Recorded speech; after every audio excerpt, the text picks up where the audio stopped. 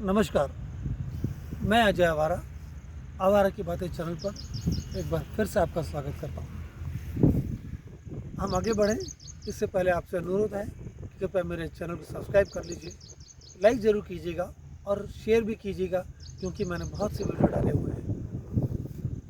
आज के विषय पर बात आगे बढ़ने से पहले मैं आपको बता दूं कि आपने देखा होगा मैं ज़्यादातर समाज से जुड़े विषयों पर ही बोलता हूं मैं, और आज का विषय भी ज़ाहिर तौर पर समाज से जुड़ा हुआ ही है। विषय है सामंजस्य और वैमनस्य की। अगर हम इतिहास में जाएं तो हमारी आज़ादी के बाद हमारे नेताओं ने, हमारे धर्मगुरुओं ने, जो हमारे पथ प्रदर्शक थे, उनका इस बात पर जोर रहा था कि समाज में वैमनस्य ना हो, समाज में सौहार्द बढ़े, सामंजस्य बढ़े, जो धर्म के आधार पर, जाति के आधार पर भेदभाव है वो ना हो और आपस में लोग मिलजुल कर रहें, ये भेद और रीतियों के भेद ये सब खत्म हो जाएं। लेकिन क्या हम ऐसा कर पाए हैं?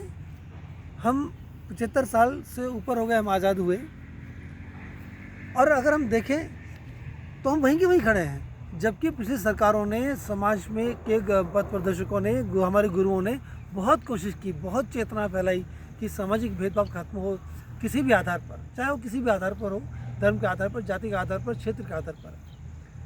मुझे बड़ा अफसोस होता है कि 75 साल से ऊपर होने के बाद भी आज भी हम जाति की ही बात कर रहे हैं, धार्मिक भेदभाव की ही बात कर रहे हैं, क्षेत्रवादिता की ही बात कर रहे हैं। आखिर ऐसे क्या कारण है कि हम इससे बाहर आ ही नहीं पाए?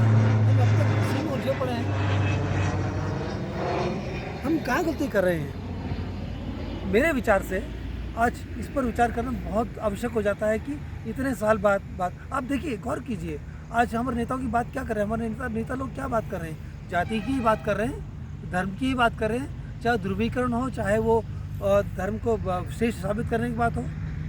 अगर हम धर्म की बात करें तो हर धर्म श्रेष्ठ है, लेकिन हम अपने आप को श्रेष्ठ करने में लगे हैं। हर जाति की अपना अपना योगदान है समाज में, लेकिन हर जाति अपने आप को श्रेष्ठ साबित करने में लगी पड़ी है। और अफसोस की बात यह है कि आजकल नेता भी अपने आप में जाति की और धर्म की बात करने लगे हैं, और हम बटे पड़े हैं। आखिर कब तक बटे रहेंगे? आखिर क्यों हम नहीं समझ पाते कि ये वैमनस्य क्यों बढ़ता जा रहा है? क्या हमारे नेताओं के मार्गदर्शन में कमी है, या हमारी समझ में कमी है, या हमारी सामाजिक चेतना में कमी है? अगर 75 साल से चलाया हुआ जो ये कह सकते हैं आप पूरा प्रयास है, अगर 75 साल के प्रयास के बाद भी हम वहीं के वहीं खड़े हैं, तो गलती कहाँ रह गई? हमारे मार्गदर्शन करने वालों ने सही हद से हमारा मार्गदर्शन नहीं किया, या जो हम समझने चाहते हैं, जो हम कुछ करना चाहते हैं, वो समझ नहीं पा रहे हैं और सही से हम कर नहीं पा रहे हैं। आइए ज़रा इस पर गौर करें कि हम कहाँ गलती कर रहे हैं। मैं बताता हूँ गलती कहाँ कर रहे हैं। मैंने जो समझा है, पहले हम धर्म को ले लेते हैं। धर्म की बहुत बात होती है, धर्म के ध्रुवीकरण की बहुत बात होती है, और ये देखने में आया है कि हम सब ये साबित करने में लगे रहते हैं कि मेरा धर्म श्रेष्ठ है। जबकि हम धर्म को बात करें तो किसी भी धर्म में वैमनस्य की बात है ही नहीं, आदर की बात है। और जब आदर की बात है, सहयोग की बात है, तो ये वैमनस्य क्यों आया? क्योंकि हम अपने धर्म के प्रचार प्रसार के लिए धर्म के मेन मुख्य विचारधारा को भूल गए हैं। हम धर्म के विचार में अधर्म का अपना पालन करने लगे हैं। अगर हम अधर्म के तौर पर धर्म का पालन करेंगे तो सामंजस्य कैसे बनेगा? आपस में समझ कैसे बढ़ेगी? और वही बात जाति पर भी लागू होती है। जब हम जातिगत भेदभाव को खत्म करने की बात करते हैं, तो पहले तो हम ये भूलना पड़ेगा कि हमारी जातियाँ भी हैं। लेकिन गाहे बगाए, चाहे चुनाव में लगा लीजिए, चाहे राजनीति में लगा लीजिए, जाति के बगैर राजनीति पूरी नहीं होती, जाति के बगैर आरक्षण पूरा नहीं होता, जाति के बगैर कहते हैं समाज पूरे नहीं होते। अब देखिए, समाज में हम सामंजस्य की बात करते हैं, तो समाज बटा कैसे हुआ है? जहाँ तक मुझे याद है, आज से 20 साल पहले जातियों के धर्म के आधार पर समाज नहीं बना हुआ था। आज सिरवी समाज है, ब्राह्मण समाज है, यूपी समाज है, बिहार समाज है, मराठा दल है, गुजराती समाज है। जब हमने ये समाज की स्थापना की है, तो क्या सोचकर स्थापना की है? अगर हम इस तरह सोचकर ही स्थापना करते रहेंगे अलग अलग समाजों को, तो हम अपने भेदभाव को ख़त्म कैसे कर पाएंगे? तो हमें मानना पड़ेगा कि हमारी सोच की दिशा अलग है, हमारी समझ की दिशा अलग है। हम बात करते हैं भेदभाव खत्म करने की, लेकिन मूल रूप से हम बंटवारे पर ही चलते हैं।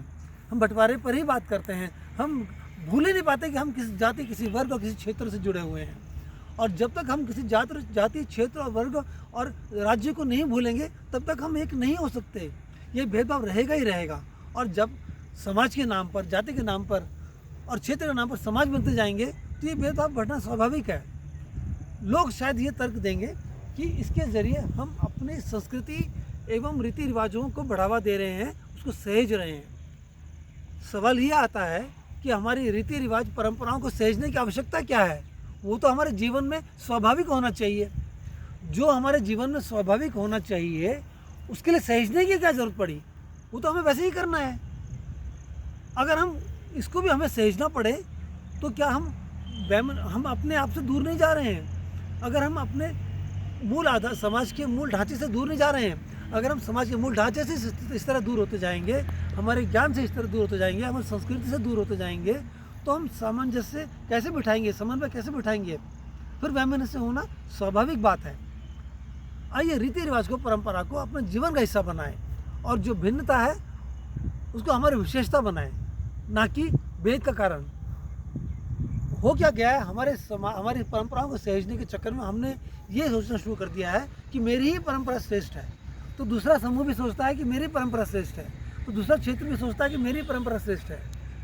हो क्या रहा है, अपने श्रेष्ठता साबित करने के चक्कर में, चाहे धार्मिक आधार पर हो, चाहे क्षेत्र के आधार पर हो, चाहे जाति के आधार पर हो, चाहे समूह के आधार पर हो, हम अनैतिक, नैतिक, धर्मी, सही, गलत हर तरीके अपनाए जा रहे हैं अपनी श्रेष्ठता को साबित करने के लिए। ऐसी श्रेष्ठता साबित करके क्या फ़ायदा कि हम अपने तौर तरीके ही भूल जाएं। जब तक हम यह भाव नहीं छोड़ेंगे, हम सामाजिक सामंजस्य नहीं बना सकते। आइए श्रेष्ठता का भाव छोड़ें, क्योंकि सभी अपने आप में श्रेष्ठ हैं। अगर मेरा वर्ग अपने आप में श्रेष्ठ है, तो आपके वर्ग में भी कुछ खूबियाँ हैं। हर वर्ग में, हर क्षेत्र में, हर धर्म में, हर जाति में एक एक खूबियाँ हैं। उस खूबी का आप अभिमान करें। घमंड नहीं करना है, आपको दूसरे को कमतर नहीं आंकना है। अभिमान करना है कि हाँ, गर्व करना है कि मेरे जाति धर्म में ये खूबी हैं। लेकिन अगर हम दूसरे को कमतर करके आंकने लगें और अपने आप को श्रेष्ठ साबित करने के लिए हर अनैतिक तरीका अपनाने लगेंगे, अपनी क्या कह सकते हैं, अपनी श्रेष्ठता का झंडा गाड़ने लगेंगे, तो हम कैसे सामंजस्य बिठा पाएंगे? अपने आप पर विश्वास करने का, अपने आप पर अभिमान करने का अर्थ यह नहीं होता कि आप दूसरे को कमतर दिखाओ। और चूंकि हम ये सब साबित कर लेकिन नैतिक अनैतिक तरीके अपनाने लगे हैं, तो जाने अनजाने हम धर्म का मूल सिद्धांत भूल चुके हैं, समाज का मूल सिद्धांत भूल चुके हैं, समाज में सामंजस्य का मूल सिद्धांत भूल चुके हैं। और ये सब भूलने के कारण हम पता नहीं कहाँ भटक कर आ गए हैं, हम वास्तविकता से बहुत दूर आ गए हैं। और यही कारण है 75 साल के बाद भी आज भी हम धर्म और जाति पर ही बात कर रहे हैं। जिस चीज़ को मिटाने का काम हमने 75 साल पहले शुरू किया था, आज भी हम वहीं खड़े हैं। मिटाने की बात तो छोड़िए, ये भेदभाव बढ़ता जा रहा है।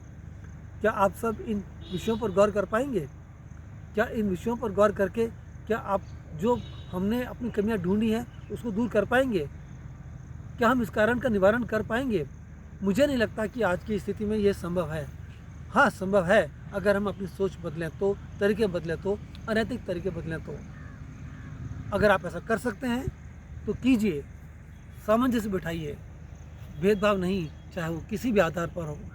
उम्मीद है आप ऐसा करेंगे। मैं तो आपके साथ हूँ, क्या आप मेरे साथ हैं?